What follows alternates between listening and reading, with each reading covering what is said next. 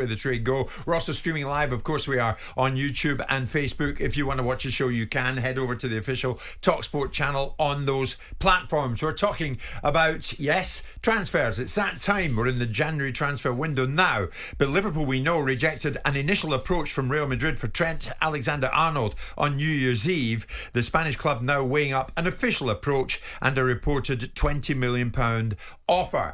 But Trent had a howler yesterday against Manchester United. Was that anything to do with it? All this Real Madrid talk. Morning, lads. Happy New Year, says Andy in the Black Country. On Trent, loyalties for dogs. You look after yourself in this life, no one else. He's looking after himself and his career, and so he should do. It's also up to Liverpool's owners for them to do the best for the club.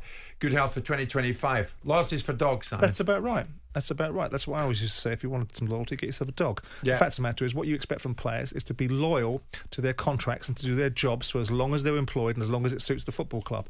This idea, this unrealistic expectation, sometimes football fans aren't particularly loyal. The fundamental loyalty in football is fans to their club. Owners change, players change, managers change. Fans tend to be more consistent. So this idea of this unrealistic expectation that, you have to be loyal because you came through the academy is just silly. It's not commercially viable in this football anymore, and it isn't actually what players expect. John Terry, Jamie Carragher, Steven Gerrard, they're the exception. They're not the rule. Did you, as an owner, did you expect academy kids to be that bit more loyal to you, though?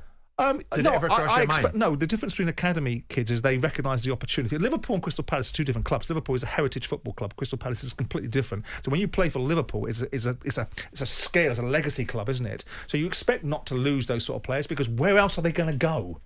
Crystal Palace will be a stepping stone for people. They'll consider there bigger opportunities. There aren't many bigger opportunities than Liverpool or Manchester United or Arsenal or teams of that nature. There's only a few, and if one of them comes knocking on the door, and the one that always comes knocking on the door that ultimately creates the most distraction is Real Madrid, and tragically, whether I like it or I don't, they probably are the biggest football club for players to want to play at. Yeah. There's Keown listening from Singapore. Good morning to you. I'm not sure about Trent's loyalty to Liverpool, but the way the fans are slamming him after one poor performance, many clearly have little loyalty towards him. Let's hear from Liverpool fans this morning. So many of you getting in touch. Let's kick off with Dylan. Dylan, good morning to you. Where's your head with Trent? Where's your head with this talk about Real Madrid and his performance yesterday? I think the performance yesterday, he's always going to be scrutinised. You're playing the best league in England. You play for one of the best teams. It's always going to be there, and I think that's why he might go to Real Madrid. Less pressure going to play there, and I think that the thing about it is if he wants to go, let him go. I don't care if he wants 20 million or he goes for free. If his head's not there, he has to go. I think long gone are the romantics of one-man clubs as such. And I just like less pressure at Real Madrid, Dylan. I don't think so. Yeah. Well, from an immediate sense, I don't think he's going to be scrutinised as much as his defensive side playing in that Real Madrid team. But I'd like to ask Simon, Gary Neville's point about the bid only come in because his agents have brought it forward. Does he think that's true? I think it has. I mean, Martin disagrees with me, but I do think there's some plausibility about this because Real Madrid don't need to buy Trent Alexander-Arnold in this window. They're top of the league. They're doing quite well themselves. They don't need to spend 30 million quid. I would suggest the player is aware of it. The player and his representation would easily say to Madrid, listen, we're going to come to you in the summer. You're going to get us on a free. Whack that 30 million quid into our wages. Thank you very much. So I do think it's an optics-based position. I do think it enables people to turn around and say, look, we didn't really put Liverpool in a position where they could get nothing. They had an opportunity, and nobody in their right mind would suggest that's a real opportunity, because why would you sell one of your better players, offensive players, when you're tearing towards winning the Premier League? Yeah. So Liverpool are caught in between a rock and a hard place. I totally agree. Just one point on yesterday. 20 years ago, Liverpool were in the same position as Man United, and we would go and get a result against them. So the point I'm trying to make is I've seen Paul Scholes, Gary Neville have a bad time playing against us, but they still go on to win things. So it just shows how the years and time changes.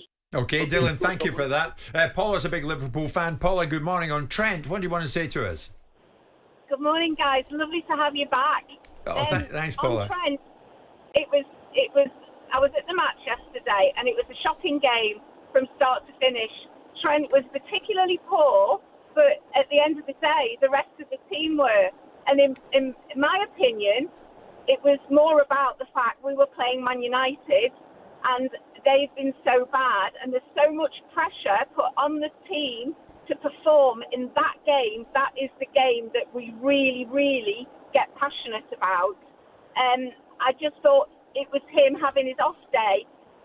Nothing to do with going to Madrid. I agree with Simon. He will go to Madrid. I agree. I think we'll keep Mo and we'll keep Burge.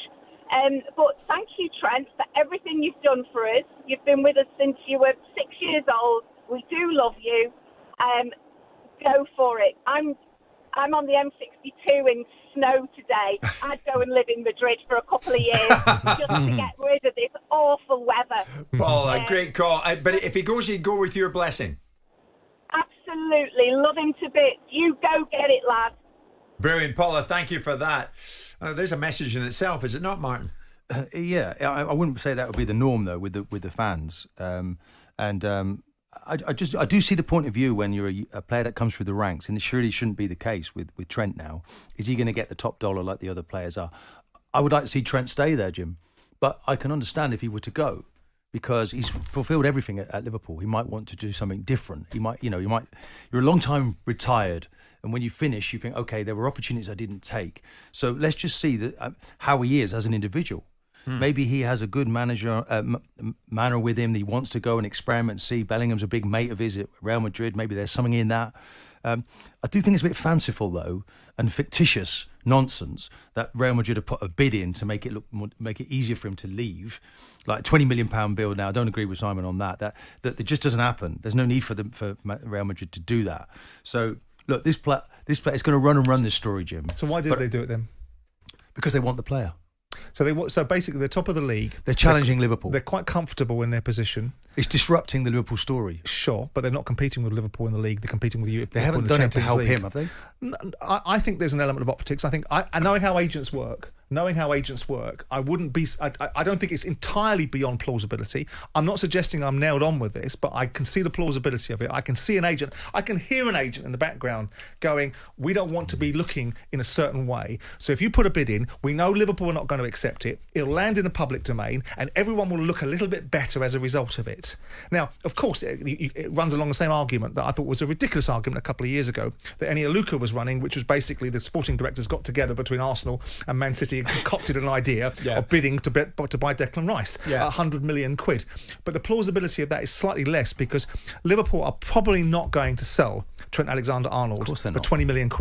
They're probably not going to do it because they look at it and go, well, actually, we can win the Premier League, we can win the Champions League if we've got a fully fit squad of which he's a significant part of. Let's leave one enough alone. If this is all joined up, so the Trent Alexander-Arnold camp have said, okay, make it easy for us, put a bid in for 20 million, yeah? Let's suggest that's happened. Yeah. But has it worked?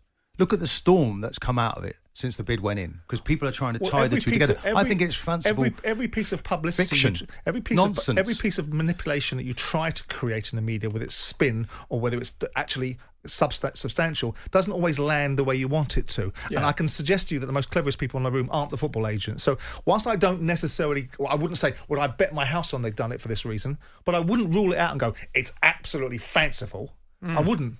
There's Richard, a Liverpool fan. If Trent wants to leave, let him go. If he wants to leave the club that made him what he is, that's his issue.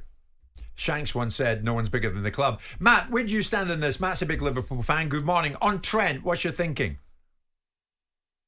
Morning. Morning, Matt.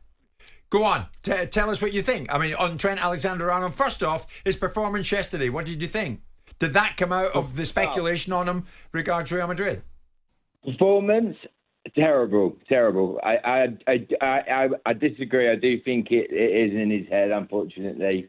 But my position on it is, for the games, if it remains the same, then play Real Madrid at their own game, say 20, maybe 40, 50, and then say, okay, right, we'll cash in on that. If not, keep him for the season, and then whatever happens in the summer happens.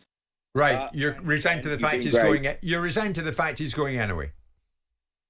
Yeah, I think he is going to go. Yeah. I think if he was going to stay, I think that we would have heard some noise by now. And I think him being a Liverpool fan, you know, like everyone's been saying, Scouts are in our team.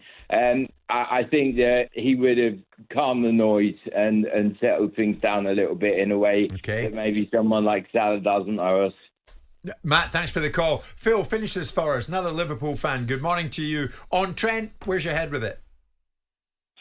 Well, I was at the game yesterday, and I do a lot of reading up before the game. Big Liverpool fan, obviously, and not all of the press, but the majority of the press and the media were praising the likes of Mo and Verge and Trent for their level of performance this year, despite the fact that they've been linked with moves and they were in the last 6 months of the contract.